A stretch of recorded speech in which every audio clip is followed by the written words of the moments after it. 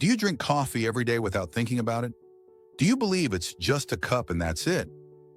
Let me tell you something brief and powerful. Your first coffee doesn't just wake you up, it can reprogram your morning and sometimes your night. Caffeine blocks your brain's fatigue signal and stays circulating for hours. Key fact: in 15 to 20 minutes, it's already in your bloodstream. The peak hits between 30 and 60 minutes, and its half-life is around 5 hours. Quick translation: that 4 p.m. espresso is still affecting your sleep at 11. Before we continue, subscribe and turn on the bell. Here we talk about health with data, without drama, and with practical tools. Let's go. What happens in your body from the first sip? First sip, first effect. Caffeine is quickly absorbed in the stomach and small intestine. In 15 to 20 minutes, you feel the takeoff, and between 30 and 60 minutes, the peak hits. How does it work? It mimics adenosine and blocks its receptors. Adenosine tells you, slow down. Caffeine covers that message. You feel alert even though your real battery didn't increase. And remember the clock. The half-life is around 5 hours. At 1 p.m., part of your 8 a.m. coffee is still alive. If you repeat mid-afternoon, you reach the night with caffeine circulating, struggling to fall asleep or waking up groggy. Maybe it's not age, it's your coffee schedule. Evidence-backed benefits. Heart. In moderate intake, 3 to 4 cups per day, it's associated with fewer cardiovascular events thanks to polyphenols and antioxidants. Brain. Lower risk of Parkinson's and, to a lesser extent, Alzheimer's. Caffeine and other compounds modulate neural pathways. Liver. Less fatty liver, cirrhosis, and liver cancer, also with decaf, which shows not everything is about caffeine. Longevity. In healthy lifestyles, moderate coffee drinkers live longer on average. It's not magic. It helps through multiple pathways. Risks almost no one tells you. Sleep, not just falling asleep. Quality. Caffeine reduces deep sleep. You may sleep 7 hours but wake up unrefreshed. After age 50 to 60, sleep is already lighter.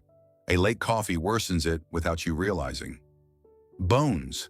Caffeine slightly increases calcium loss in urine.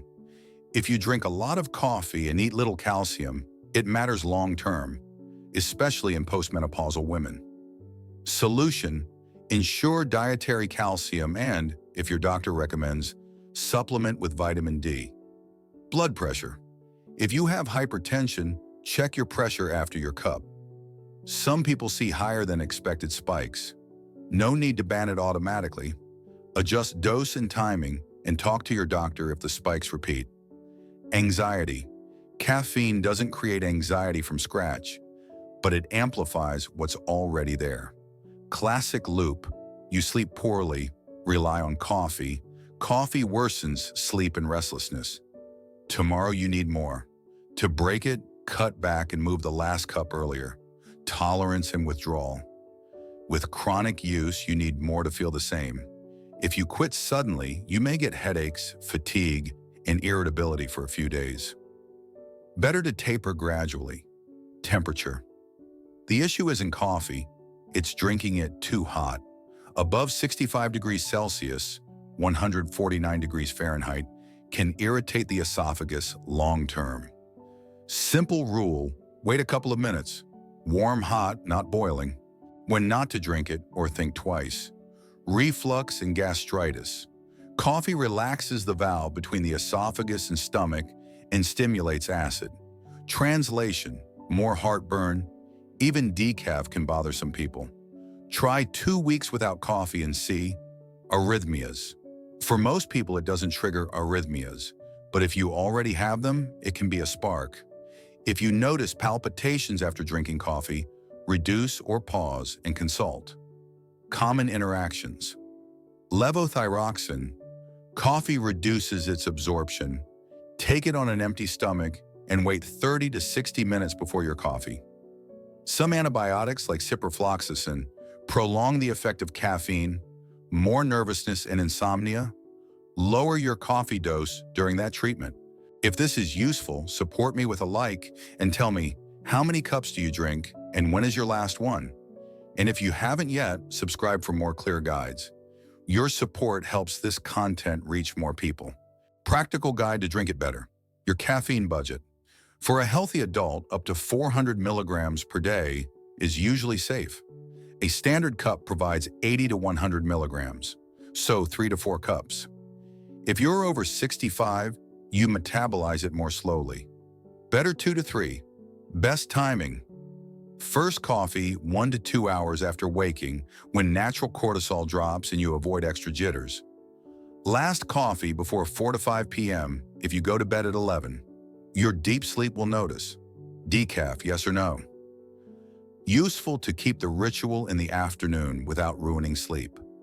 Don't expect it to fix reflux or gastritis. The irritation isn't only about caffeine, milk, sugar, and sweeteners. Milk doesn't cancel coffee benefits but may slightly reduce antioxidant absorption. If it suits you, go ahead. It adds protein and calcium. Choose natural, unsweetened milk. Sugar, here's the big sabotage. It turns a healthy drink into a glucose hit. 1 teaspoon is 4 grams. 3 coffees with 2 teaspoons equals 24 grams daily, just from coffee. Strategy, cut 1/4 teaspoon per week. Your palate adapts. Sweeteners, useful as a bridge to ditch sugar. Final goal, less sweetness. Reduce dosage over time. Plant milks. Fortified soy, most balanced in protein. Oat, less protein, some fiber. Look for unsweetened versions. Almond, light. Check added calcium and avoid sugar. In antioxidants, the effect is similar to dairy. Slight reduction in absorption. Capsules and specialties. A plain espresso, lungo, or decaf in capsules is comparable to regular brewed coffee in caffeine and antioxidants. The problem is the dessert capsules with powdered milk, syrups, and sugar. Solution, plain coffee capsule, and you add natural milk if you want. 8-step express plan. 1. Adjust timing. First coffee at hour 1 to 2. Last one before mid-afternoon. 2. Count your cups. Write how many you drink today and set your goal. 3 to 4 or 2 to 3 if older. 3. Sleep test. 2 weeks with no afternoon coffee. Compare how you wake up. 4. Reflux, anxiety, or blood pressure spikes. Reduce, pause, or consult to adjust. 5. Cut sugar. Reduce 1/4 teaspoon per week until you eliminate it or keep a minimal dose. 6. Calcium in check.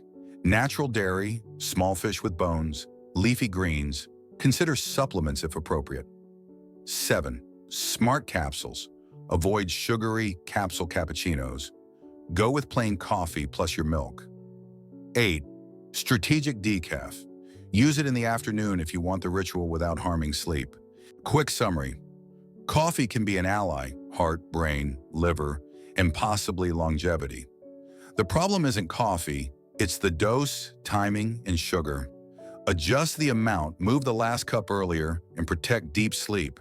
Coffee can benefit your health if you drink it at the right time, in the right dose, and without sugar. Try 2 weeks with your last coffee before mid-afternoon and protect your sleep. Your energy and clarity will notice it. If this video helped you, share it and tell me in the comments how many cups you drink and how you like your coffee.